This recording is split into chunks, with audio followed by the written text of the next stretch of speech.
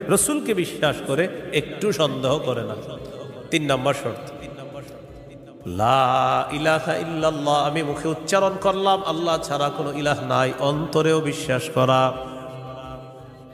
মুখে বললাম আল্লাহ ছাড়া কোনো ইলাহ নাই, অন্তরে যদি ঝামেলা থাকে এটা হবে মুনাফিক মার্কা শয়তান, নেফাকি হবে। এটা কি হবে বলেন তো, সবাই বলেন কি হবে? নেফাকি হবে। মুখে বলতে হবে, অন্তরেও স্বীকার করতে হবে। সূরাতুল ফাতহির 11 নম্বর আয়াতে আল্লাহ বলেন, ইয়াকুলুনা বিআলসিনাতিহিম মা লাইসা ফি কুলুবিহিম, তারা তাদের মুখ দিয়ে এমন কথা বলে যা তাদের অন্তরের কথা না। তাহলে বলেন তো তাওহীদের 3 নম্বর শর্ত, মুখে বললাম একটা আর অন্তরে আরেকটা, শর্ত পূরণ হবে? মুখে যা বলবো অন্তরেও তা যদি হয়, এটা 3 নম্বর শর্ত পূরণ হবে। অন্তরে যদি ঈমান সরিষার দানা পরিমাণও হয়, একদিন জান্নাতে যাবে।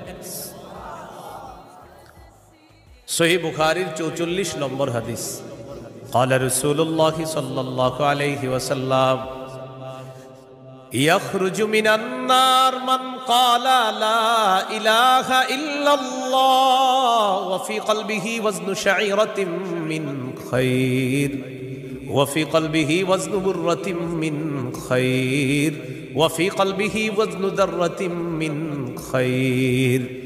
নবীজি বলেন, কারো অন্তরের মধ্যে যদি গম পরিমাণ, জব পরিমাণ, সরিষার দানা পরিমাণ ঈমান থাকে, গম পরিমাণ, জব পরিমাণ, সরিষার দানা পরিমাণ ঈমান, এই মানুষটা যদি বিভিন্ন অপরাধের কারণে জাহান্নামের সাজা ভোগ করতেও হয়, জাহান্নামের সাজা ভোগ করার পর আমি নবী বলে দিলাম, একদিন জাহান্নাম থেকে বের হয়ে ওই সরিষা পরিমাণ ঈমানের কারণে আল্লাহর জান্নাতে প্রবেশ করবে।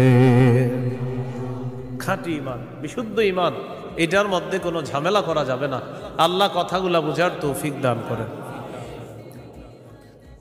4 নম্বর শর্ত, সবচেয়ে বেশি আল্লাহকে ভালোবাসো। বলেন কাকে ভালোবাসো? সবাই আমার সাথে বলেন, সাধারণত বলেন। আমরা 8টি জিনিসকে বেশি ভালোবাসি। 8 জিনিসের প্রতি আমাদের মহব্বত খুব বেশি।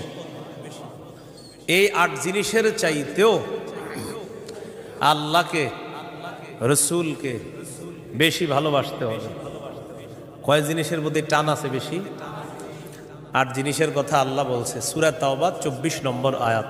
আমি প্রথম আয়াতটা পড়ি, এরপর অনুবাদ করব, আমরা সবাই বলব।